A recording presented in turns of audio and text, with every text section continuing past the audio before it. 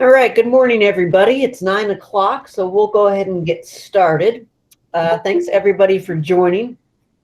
Just a few quick items before we get rolling. We are recording this morning, so this will be available on our YouTube channel in the coming days if you want to refer back to it or share it with any other PGA members who weren't able to attend this morning. If you have any technical issues, please put those into the chat feature, and I will do my best to kind of help you through those. Just be aware that most of the time the issues stem from your own Wi-Fi connection. If you have any questions during the presentation, please put those into the chat feature as well, and I will prompt Mr. Miller as needed. If everyone can remain muted during the presentation, that would be wonderful, so there isn't any background noise. There's one button I'd like you all to avoid hitting. It says Present Now or Share Screen. Please do not click that, as that will interrupt Andy's presentation. And finally, if anyone called in via telephone today, please send me an email at mfrey@pgahq.com, and we'll make sure you get your MSR credits. So before I hand it over to Mr. Miller, I just would like to formally introduce him. I know just about everybody probably knows Andy pretty well on this call, but Andy is the PGA Director of Instruction at Ledge Rock Golf Club. He is our 2020 Philadelphia PGA Teacher of the Year and a 3-time Section Youth Player Development Award winner, as well as a 3-time Golf Range Association of America Top 50 Growth of the Game teaching professional. Andy is also the chairperson for the Philadelphia PGA's Instruction Committee. With that, I would like to turn it over to Mr. Miller. Thanks, Matt. Appreciate it. My goal today for this time that we get to share together is to kind of show you inside one of the programs that I do. It's my favorite program, not just because I sort of came up with the idea, but it's the easiest to run from my standpoint in terms of some of the other things that we do. It's fun. But before I get into that, I'm just going to give you like a brief background of myself, only pertinent to this presentation and sort of, I think, how my teaching was shaped. My dad, he was an athletic director for a high school, local high school, and he was a really good soccer player, played soccer in college, played professional soccer. And growing up, I played all sports: soccer, baseball, basketball, golf. And what I remember was going to his soccer camps, and he had really interesting ways of developing skill. And for me, being a kid, I wasn't really exposed to that type of teaching before. And he would do different skill-based games that were fun. And I remember doing small-sided soccer games. Soccer is actually my favorite sport, by the way. So, like, no offense to golf. I love being in the golf business, but I prefer to watch soccer than golf. At any rate, and we would maybe split up and play small-sided games, or we do like a mini World Cup, and it would be like Brazil against Argentina, and the whole week would kind of build up, and it was just it was awesome. So I didn't realize till later that I think that kind of shaped the way that I teach, in terms of creating a learning environment where the environment itself kind of is the teacher. So I never really thought about it till a couple of years ago. I had another sort of enlightening experience. So I did start to teach in that way, in terms of setting up creative skill environments so people could learn in that way, rather than have me giving them all kinds of technical, mechanical information. And I remember doing some programs and kind of feeling weird about, like, there's no way that this can possibly be the way I'm supposed to teach, because everybody's having too much fun. And it doesn't look like what everybody else is teaching. And I don't know that I felt guilty, but I just felt like maybe I wasn't doing the same stuff. Maybe it was wrong. I don't know. But I think it was 2013, I attended a U.S. Kids seminar at Matita National. And I sort of left, and it was just like, as I'm listening to them present, I'm just thinking, you know what, this is kind of what I'm doing now. And it sort of just validated what I was doing. And it made me feel like, you know, it was okay to teach the way that I was teaching, even though maybe it looked a little bit different than what some other people were doing. You know, I wasn't lining kids up and having them hit thousands of golf balls at a time. We were kind of like exploring the environment. I remember one time when I was at the Berkshire Country Club, which I was there until 2015, we were down on the far end of the range, and I think the kids like got distracted raking a bunker for 5 minutes, and I just let them go. And our superintendent came by and had his dog, and probably lost him for 15 minutes. Let him go over and pet the dog because it was such a distraction. But at any rate, I'm a big believer in letting him explore the environment and letting him see that golf is about more than just swinging a golf club. So at any rate, with that, I'm going to go in. I have a presentation here that I put together on our fall junior team golf program. And really, it was sort of what would happen if we combined PGA Junior League and Drive, Chip, and Putt. So I love PGA Junior League. I've had a team. It's fantastic. I love it. I would say the one thing that's difficult for me at our facility is that we can't walk because there's just too much space between greens and tees. It's really hilly. Just logistically, it's difficult to have kids walk. So we need to have parents or older youth volunteers drive the kids around in carts. And just in terms of facilitating that, making sure we have enough people driving carts, it can logistically be difficult, and it takes a little while. So it was right at the time when Drive, Chip, and Putt was becoming sort of popular. So I was thinking, is there a way? Actually, let me go back. The first year we did it, it was almost identical to PGA Junior League. The picture that's on the screen now is we just did it in colors. I was at the Berkshire Country Club. You see fall 2014, and Puma sort of sponsored it. So it was called the Fall Puma Team Golf. And I think it was Tom Carroll at the time was awesome in terms of getting us prizes. And the bottom left picture, I don't know if you can see it, but there's a little trophy, but then there's different pieces of merchandise that have point values. So basically what we did was whichever team came in first had 4 sort of chips to spend on whatever prize they want. There were a couple Cobra drivers in there. And we had a little gathering the last day. But essentially in year 1, it looked probably more like PGA Junior League golf than anything else. And then, like I said, to me, there were just there's some logistical things with PGA Junior League golf that make it a little bit more difficult to run. I still do it every year. I love it. It's just this program to me is a little bit easier. So again, I said, what would happen if we combined the two? So I wanted to have a defined amount of time. So this was what it looked like in year 1. These were some of my score sheets. So first year we had 24 kids, split them up into 4 teams of 6. And some of the games that I sort of adopted a college football theme. I was thinking, what's popular in the fall? College football, obviously around here. Penn State, extremely popular. My only sort of logistical piece was, when do I have it? So anyway, I decided to do it on Saturdays, even though that time of the year in this part of the country, kids are playing soccer and football. And I didn't know what to expect the first year I did it. This was the first year when I moved from the Berkshire to Ledge Rock. And I thought that was a pretty good number for year 1. 24 kids. So basically it's 2 o'clock to 3:30. They show up. It's in a team format. A lot of the events, our team, like we do a putting relay race. We do a field goal game. I'm going to show you a video here in a second, but essentially all I need is myself and one other person. I take one match. We do 2 head-to-head matches every weekend, rotate throughout the season. So we end up having 8 matches.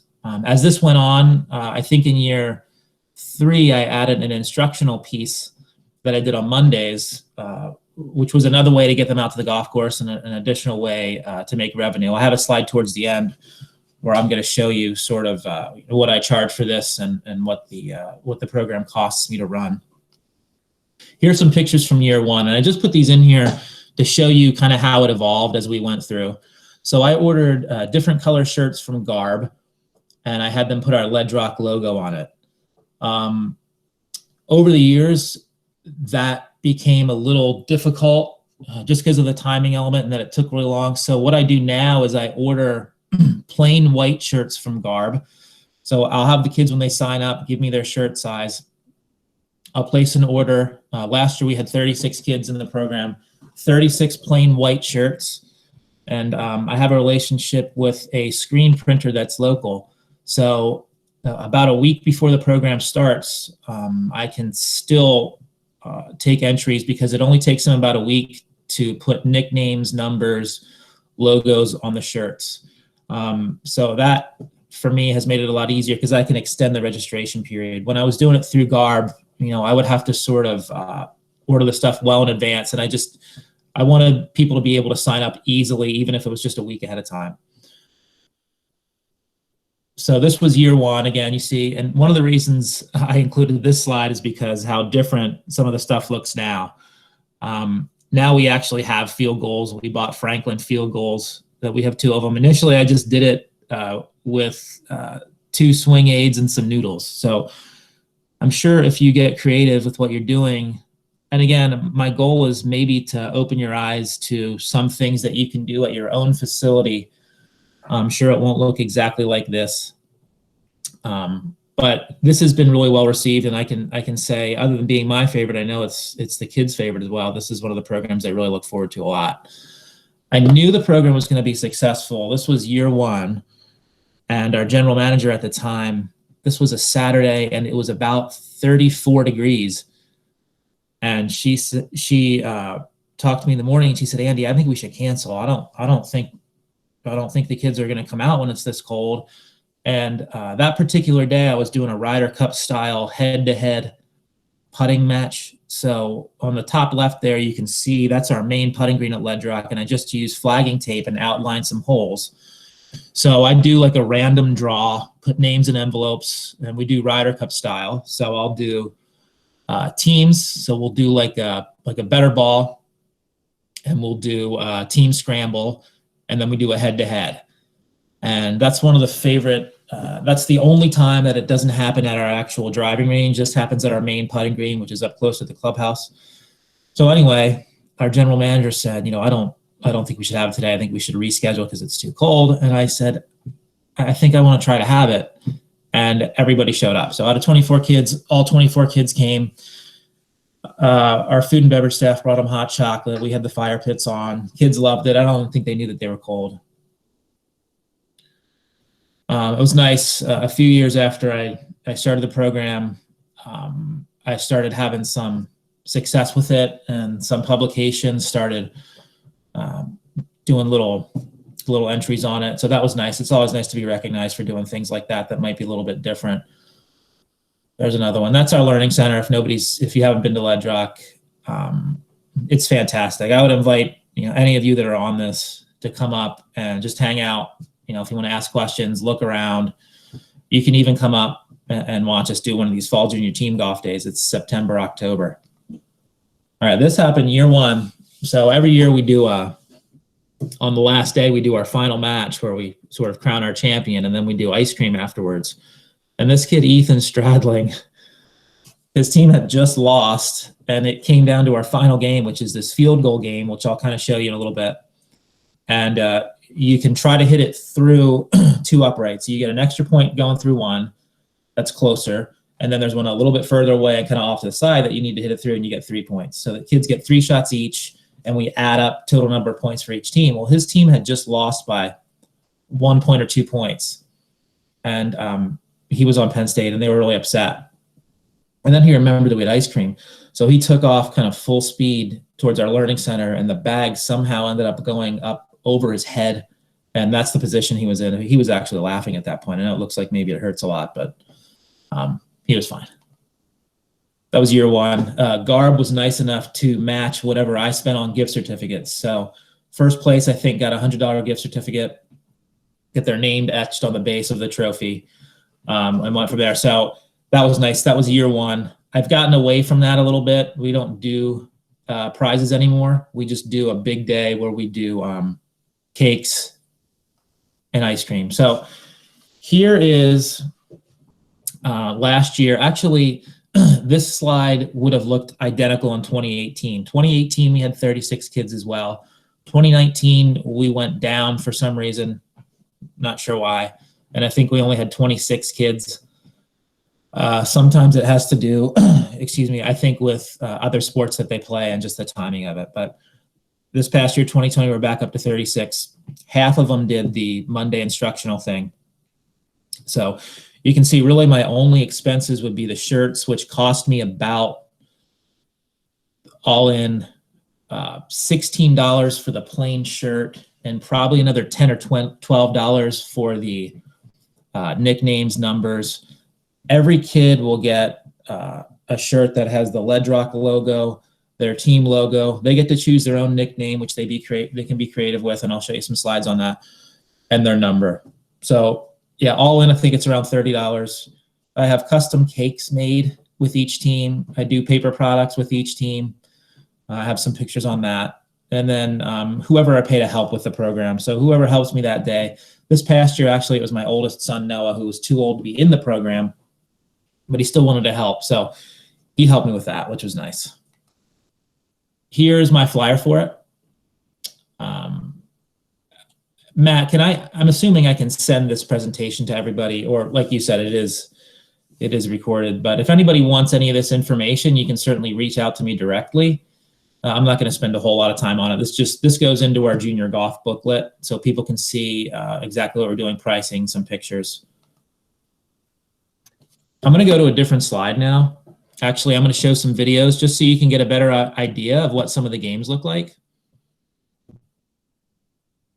So this first one I'm going to show you is a game called Lollipop Putting.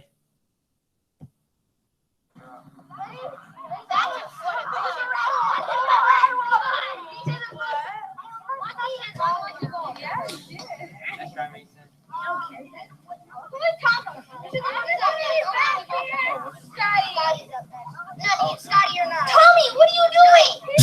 Get back here! Got me, Scotty.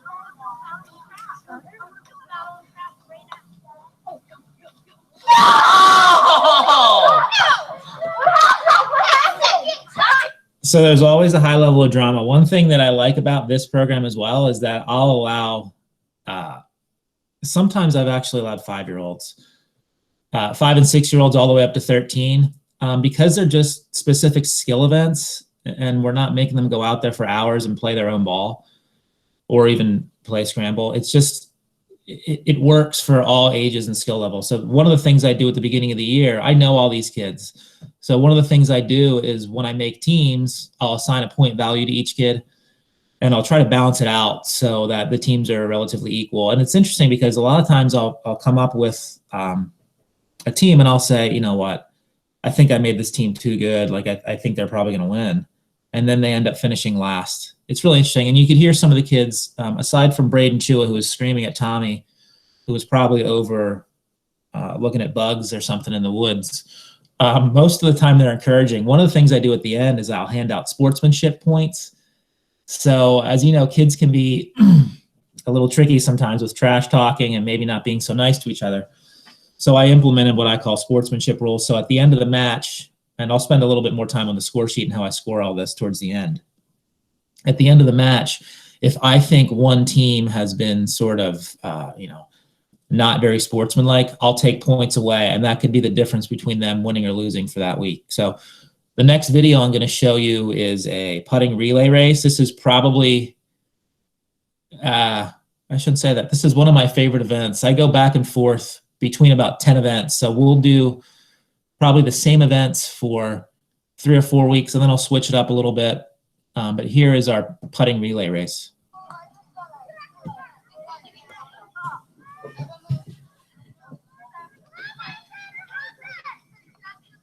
Nice! Hustle!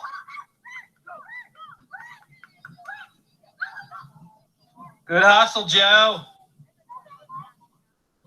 No, stay over there in case you gotta reset the ball. Stay over with Jonah. Okay. In case you gotta reset. Go, Joe! Look at those wheels.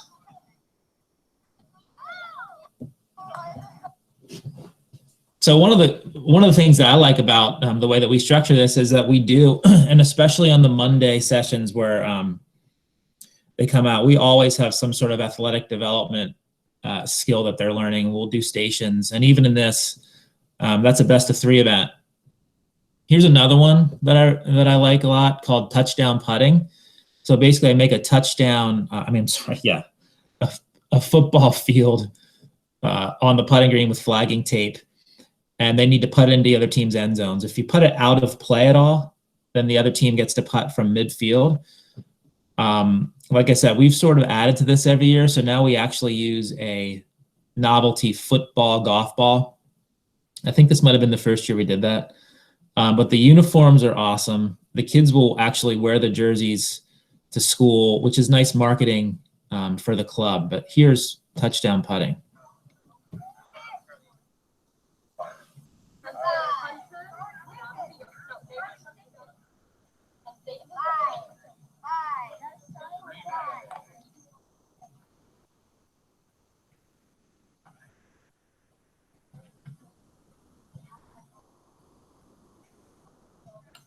What do you guys think of the football golf ball this year for touchdown putting? Pretty classy, huh? Pretty classy? Yeah. All right, who's up? Number 5. So, Reese, you get to putt a camo ball for Army.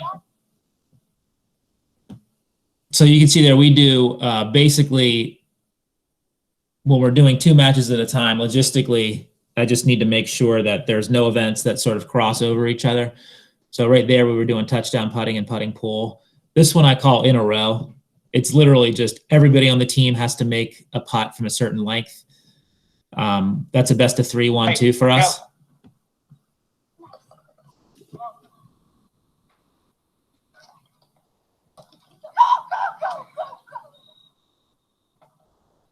Oh, man. All right, switch them up. All right, 1-0 Bama. You guys win this one, you take the event. So these kids, whether they sort of realize it or not, like when they're playing touchdown putting, they're working on distance control, right? So what I'll do with that game is I'll make the field kind of shortish to start and the end zones pretty wide. And as the season goes on, I keep making it a bigger field with smaller end zones. And for the most part, they don't notice, but sometimes they notice and they call me on it. So we're just sort of stretching their skills there. They also have to learn a little bit of alignment because they need to keep the ball on the actual playing field. Here's another one. I'm just going to show you this one because this kid, Sir, this was our Army-Navy game. The teams that we had this year were Army, Navy, Air Force, and Penn State. I just felt at the time when I was thinking of teams to use that it was appropriate to do those teams this year when, during the lockdown and when everybody was struggling. I thought it was kind of cool to do a military-themed deal. And, of course, I had to throw Penn State in there. But here's a little trash talking. Give me your take on the annual Army versus Navy matchup today. What are you feeling? Intense pressure? Navy's going to crush Army. Ooh, what do you think, Bigger? Bigger? She's wrong. Oh, I guess we'll see, right? Good. So, as you can see, the level of seriousness in this event is minimal. Although I will say, as the season goes on and we get into the playoffs, things start getting a little bit more intense. But like I said, I always have in there those sportsmanship points so it doesn't get out of hand. And we've had to actually call some rules infractions on kids before. So this would be like a typical Monday session. Some things that we would do on this one, we always have 3 stations. We'll do an on-course station, a fitness station, and a short game station. I like doing speed golf on the Monday sessions. The kids are sitting in school all day. So I'll break them up into teams of 2. And we'll play a 2-hole stretch close to our learning center where we'll just take, they'll play a scramble, 2-person scramble, and we'll take a number of shots and then add that to the amount of time it took them to hold a putt. And we'll do speed golf that way. And that's fun too, because if the team's finished, they kind of sit off to the side and they can see they can see the timer and see where they stand. Here's some other pictures just randomly. Most of these are from our Monday sessions. But like I said, I had half the kids participate. I didn't even do it the first 2 years. And then I thought, maybe I should be doing something else with the program as well. So that's when I decided to add a weekday after school session as well. And half the kids participated in that, which I'm pretty sure I charged $150 for that. So here, this again speaks to sort of the idea that this can encompass all ages. So here you have Caden, who at this time I think was 5, and Noah I think was 12. Same team, they can compete. Even the little kids can make important putts. And that's one of the other things, is that they learn how to putt under pressure, because all these events, their teammates are standing right next to them. And certainly we know, if we're playing in a team event, or if you listen to the elite players talk about playing in team events like the Ryder Cup, they feel a different kind of pressure when they're trying to perform for a teammate than when they're just performing for themselves. So all these, their teammates are standing by. Sometimes they're giving them a hard time for missing putts. Sometimes they're coaching them up. It looks different, but we putt with pressure. We hit shots with pressure every Saturday, and I think they just get used to it. These are some of the teams that I've done over the years. You'll see as I keep going forward with slides that I've started to incorporate matching cakes and paper products for our year-end celebration, which might be a little bit of overkill, but I think it's cool. It's fun. And here were the ones that we did this year. Again, that logo, the logos that are on here and the logos that are on this sheet, those would have been the logos that went on the jerseys, along with our logo, nickname, and number.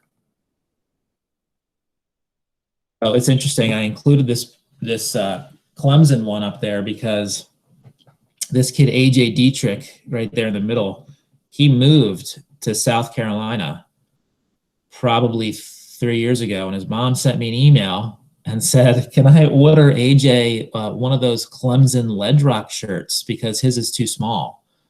And I said, unfortunately, we don't really sell those, that's participating. So at any rate, the jerseys are popular, and the kids like the fact that they can put their own name on there. The bottom right one, that's one of my kids, Ian. We call him Ian. So we started experimenting to see how many E's we could get on there. This was 2018 version on the bottom right there. Let's see, there's 1, 2, 3, 4, 5, 6, 7, 8 E's. I think we got 12 on this year. But that's kind of cool to give them the creativity to choose and the independence to choose their own name and number. And I let them choose whatever number they want. So like if the Noster's on, that was Florida, if he's on Florida and he's number 23, if everybody else on Florida wants to be number 23 as well, they certainly can do that, being that Michael Jordan's the best basketball player ever. Here's some other shots. So on the right side, you see team flags. And what I do with that is whenever they show up that day while we're waiting, I don't want them hitting balls. So we all know how chaotic that can be at a driving range. I have 36 kids showing up pretty much at one time. Some of them get there early and they want to hit balls. And I don't allow them to do that because we don't want them to get hurt, obviously. So I'll have them put their bag down and stand near their team flag. And then when everybody's ready, I'll take one matchup and whoever's helping will take the other matchup. So there on the bottom left, you see our lollipop putting. Top left is the very first year that we did like an ice cream party. Here's a typical score sheet. I'm hoping you can see it good enough. So on the left would be like my master score sheet. So on this day, we had, let's see, 1, 2, 3, 4, 5, 6, 7, 8 events. Some of them are team events. Like I'm just going to go from the top. So that in a row putting game you saw, that's the one where you just have to, everybody in the team has to make it in a row. So that's a best of 3 1. So whichever team wins, I'll circle the logo. Touchdown putting. There's a couple of these that are individual events. So you see on the right side, it says Fall Junior Team Golf individual events, 8 tee box game. So basically I just make a box around the hole with tees. So they'll hit four 2-footers and 4 3-footers and add up total number of putts made.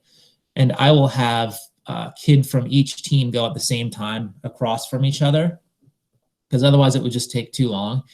And so it's kind of hard to see, but let's say Christopher Zeppos on Clemson made 4 and his brother made 5. I add up total number of putts for that team, and whichever team made more putts wins. For the field goal game, which is on the bottom, same thing. I'll have them hit 3 shots. They need to hit it in between the uprights. They can choose to go for an extra point or a field goal, and we add up total number. They're just some other score sheets from probably the same year. That would have been almost an all SEC year. Sometimes I'll go look at the college football rankings and pick the top 4 or 5 teams, but that got boring because it's always the same teams. So I started switching it up a little bit. Somebody said I should do Philadelphia schools like Villanova and Temple, but they're obviously not traditionally known for their football prowess. So there you see the sportsmanship points. So what I'll do is if LSU won 3 events, Georgia won 5 events, that would be 35-21 Georgia. I try to have a football theme to it. If there's egregious misconduct in terms of sportsmanship, I don't do anything. If one team was rude or just not following directions, being like, I let them be relatively loud because they're having fun. So I don't demand that it's quiet, but we certainly give them some warnings if it starts to get out of hand. And then at the end, when we tell them that they lost points, they're shocked, like, what do we do? So that's always a difficult penalty to enact. I always follow up. I'm just going to give you a second to read this. I'm hoping that you can see it large enough on your screens. Again, I can certainly send the presentation to anybody, but I'll always do a weekly recap and try to make it relatively humorous, because I want the parents to see what we're doing, to see what's going on. And a lot of times we'll have parents stay and watch as well. We have a fire pit right down near our learning center that they can kind of hang out by. A lot of them will actually go play golf. So it's another way to get families out here. Mom and dad go play golf and drop the kid off. They know it's going to be an hour and a half, 2 to 3:30. This day, if you've read the bottom, it says Aleko Zeppos despite a wardrobe malfunction. So that's the picture. His name's Aleko, and his nickname on the back of his jersey is Big A. And his brother, who is above him to the right, just above and to the right of that purple cone, his name is Christopher, and his nickname is Taco. So anyway, this was tic-tac-toe putting, and it probably took 8 minutes. The game was going on for a while, and Big A won the game by putting it into the back right corner. And as he was celebrating, he ripped his shorts. So then he proceeded to stretch even more and rip them more. So I wanted to put something in the weekly email recap where if he read it, he would know that that's what I was describing without getting into detail. So that was the wardrobe malfunction there. And I also like just giving an update because the kids like to know where they stand. And so one year, so there on the bottom left, you get to see our field goal game. So we went high end with plastic Franklin field goals. Sometimes it gets a little windy, and the sand in the base or the water in the base isn't enough. So we have to put little den caddies on there. There's our lollipop putting game, top left. This particular year, it rained on the day that we had to have our final, and we couldn't do it the final weekend because we had something else going on. So we had to do it inside. So we did a bunch of different games. And I think the game that we finished with that decided the champion was basically a shuffleboard putting game where they basically played shuffleboard golf style. So that's what you see on the bottom right there. So it was a bummer that we couldn't do it outside, and we had to decide, like, crown our champion inside. So what we did was, that's the day we did our ice cream party. So the other two teams who were competing for 3rd and 4th place went in our big room, did their ice cream stuff, while Stanford and I can't remember who they played that year in the final, while they competed, and then we flopped. So we have the luxury of having a huge space in our learning center. So we're not really affected by weather a ton. We can do some of the stuff inside. Here's just some other pictures of different games that we're doing.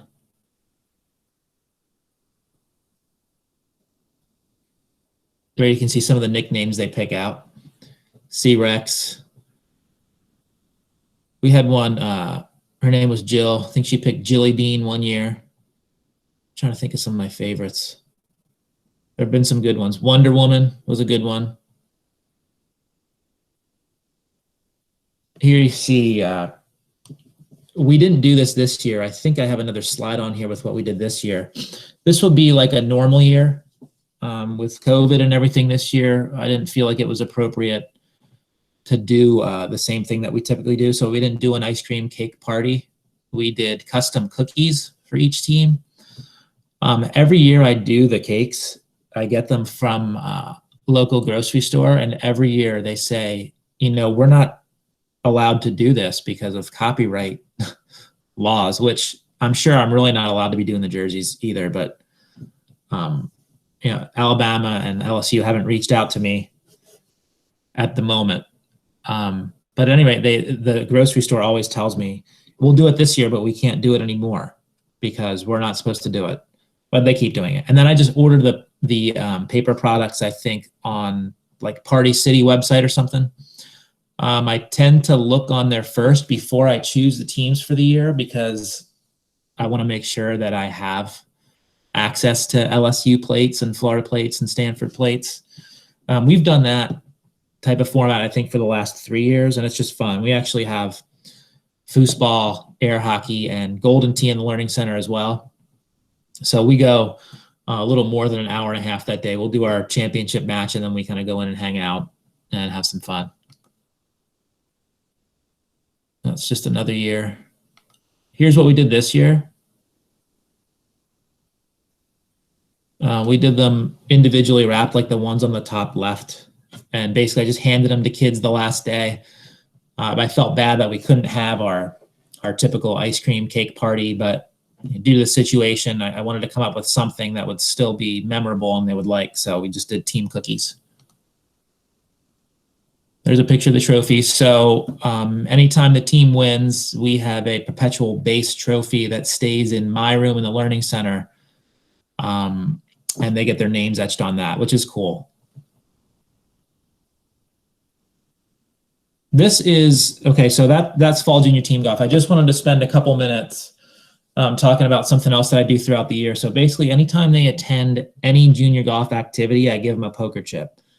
Now, same thing, I didn't do that this year because I didn't want to be exchanging hands and giving people poker chips and have them hand back to me. So I just kept track.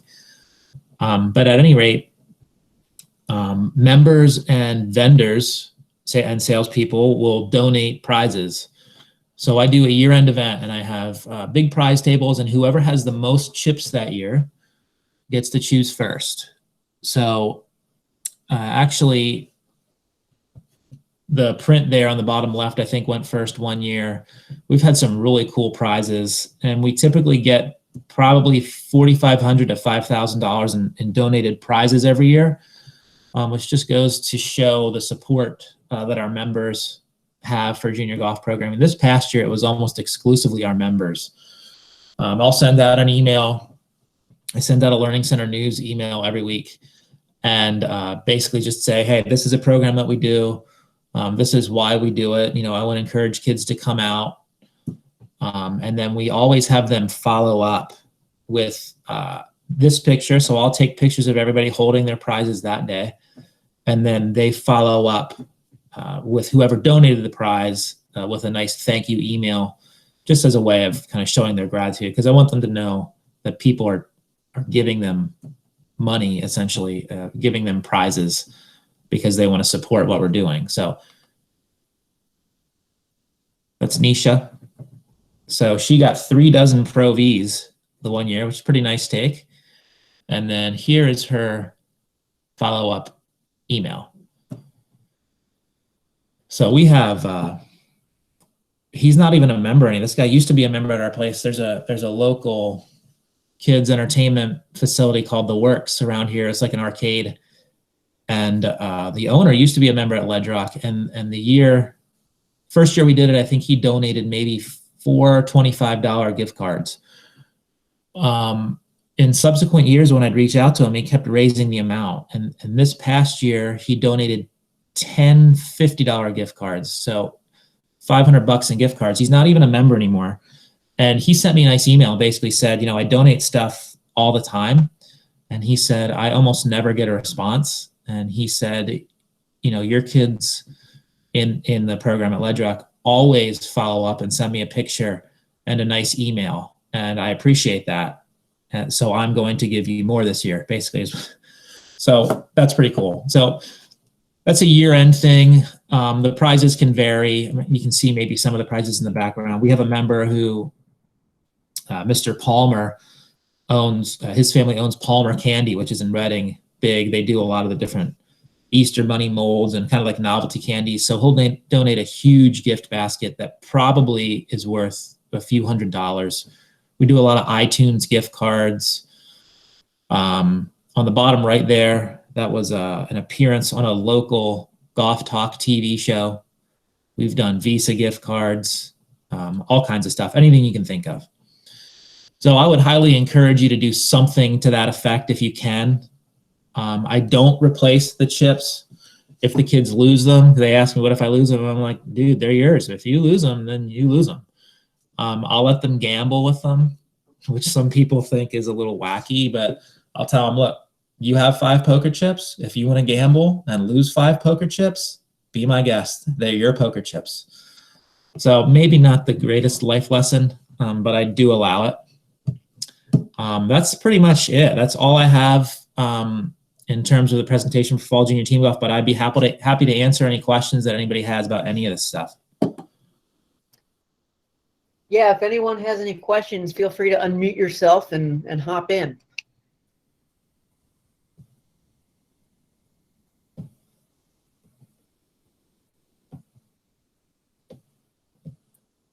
I do have one question.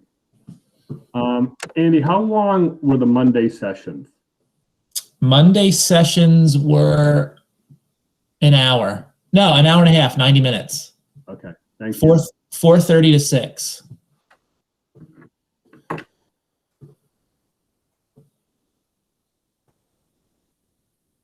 Yeah, I just did that because I thought, you know, I had enough people asking me about like some sort of instructional piece to it as well that I decided to do it.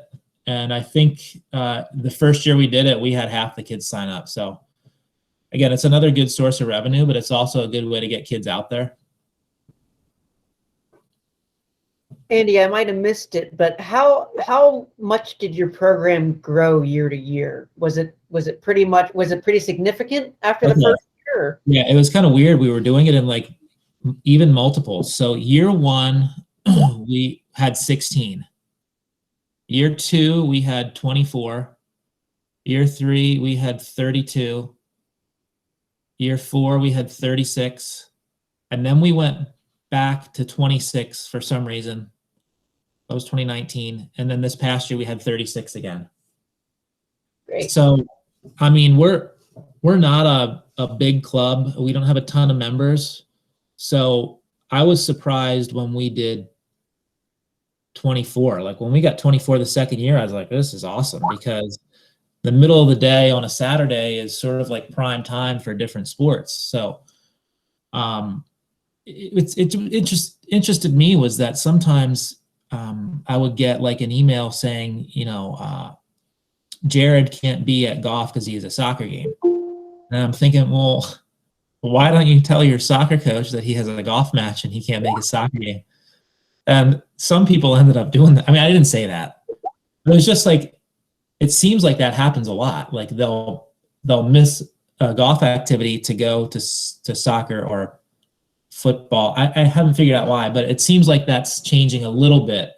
where kids would show up and say, I was supposed to have a soccer game today, but I wanted to come to this instead. Now they do sometimes still miss, but if there's 36 kids in the program, I should mention that one of the other reasons I like this is because let's say there's 36 kids in the program and only 28 show up that day. It's really easy that I score it to just modify it. So like if we're doing a putting relay and one team has 8 kids and one team has 6 kids, I'll just have 2 kids go twice on the team with 6 kids.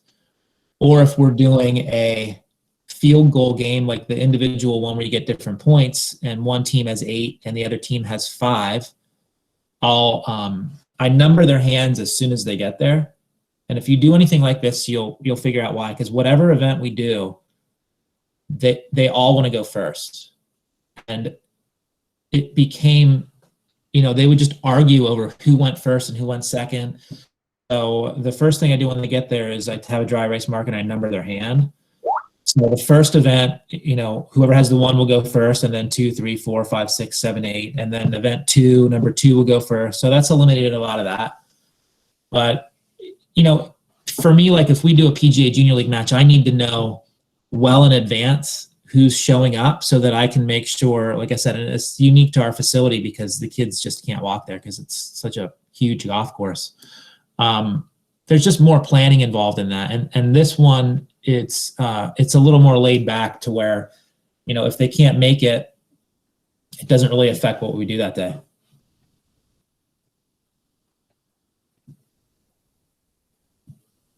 Great. Anyone else have any more questions? Andy, how much staff did you have for the matches? 2.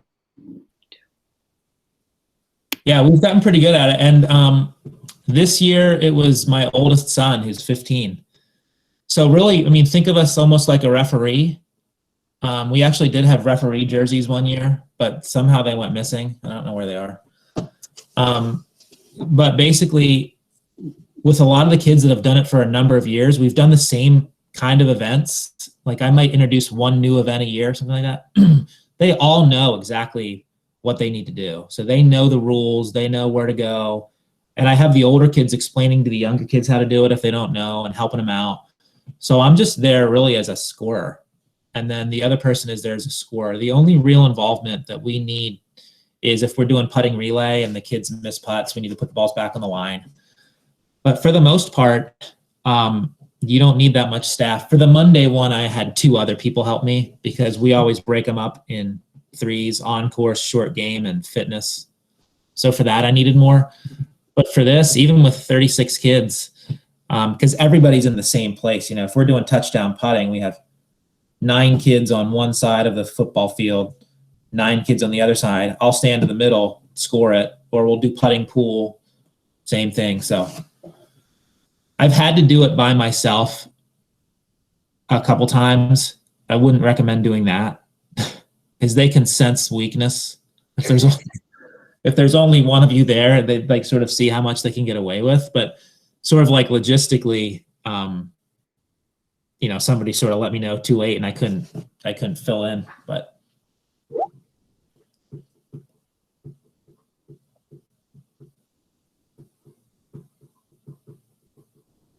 yeah, if anybody wants to reach out and has any other questions, I'd certainly be happy to share whatever. Or if you want to come watch in September's and October's. All right, September and October, 2 to 3:30. Hey Andy, what's the end goal in your lollipop putting game, if you don't mind me asking? It looks really cool. Yeah, so each team is a certain color. So and I'll try to coordinate colors too. So Stanford would be red, Oregon would be green.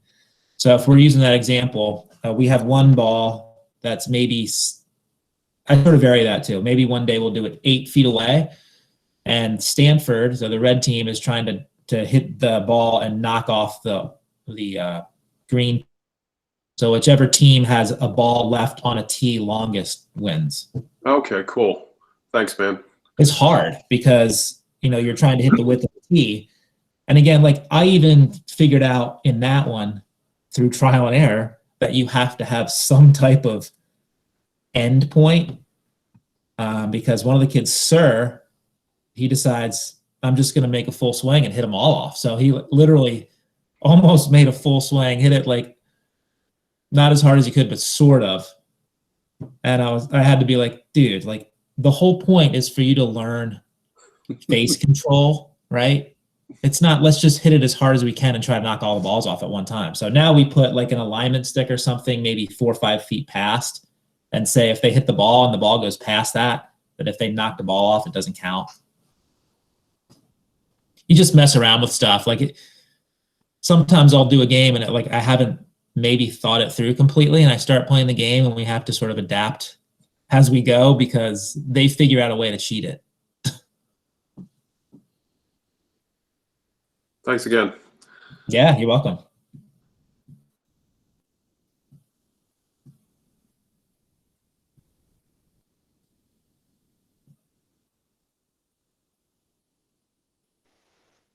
Hey, Andy. What's up, man? Hey, how you doing? Good, you? Good. Good stuff, man. Enjoyed it. Appreciate it. Hey, just quick, how long is your program? How long do you run that again? I run it September, October. So we 2 do months, so eight. We do 8 matches. So 8 Saturdays, and then you added the Mondays in as well. Yep. When is your Monday session after school? Yeah, I think it was 4:30 to 6, something like that. Okay. If I did it any earlier, a lot of people will tell me that they had a hard time getting there that early. Right. Because sometimes the kids only get off the bus at like 4, 4:10, 4:15. Yep. But I'm sure, I mean, it's probably unique to each Awesome. person's facility. Yeah, I like it. I mean, I've tweaked it every year. I would say the only stuff that's relatively difficult is it's always stressful putting together the shirt order, just because I want to make sure that they're ready for week 1. And I let the registration period go way too long just because I'm trying to make sure that everybody signs up that wants to. But I'm telling you, like having a local screen printer has made it way easy because I just get a box with like plain white shirts and then he makes them look great. Yeah, I would imagine it's a little bit of coordinating to get the information from the kids and parents. That takes the longest. But it's cool, like when I hand them their jersey and tell them what team they're on and they see their nickname on the back of the jersey, it's cool. Oh, yeah. Do you find what percentage of the kids do you think that you retain from year to year? It's really rare for somebody to sign up unless they've just aged out of it or moved away. Yeah, I would imagine. Yeah, I'm not going to say it's 100%, but like it's really rare for somebody to still be in the area and still be in the age range and not do it. Yeah. They love it. I mean, it's fun because inevitably throughout the 8 weeks, somebody will have made some type of clutch putt or hit some sort of clutch shot that won a match for their team, even if the kid's 6 or 7 years old. Right. So, you know, it's cool, and it makes them. I think it helps build confidence a little bit in that manner. Yeah, it looks like a lot of fun. I enjoyed watching it. I hope to see you Fun, soon, man. Andy. They get into it. Yeah. Well, Ryan. well done, man. I hope to see you soon. Take care. Thanks, Ryan. Take care.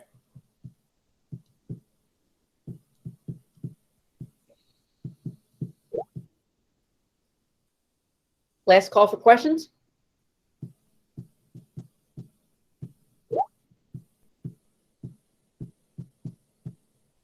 Okay. Well, thank you very much, Andy, for helping out this morning. I think that was very informative, and a lot of people will hopefully try to replicate this program at their own facilities. And thank you, everybody, for joining. Andy, if you do want to share that presentation with me, you can just send it my way, and I'll make sure everyone who attended gets it via email. Will do. Thanks, Matt. All right. Thanks, everybody. Thanks, everyone. Thanks, Andy. Yeah, you're welcome. Take care.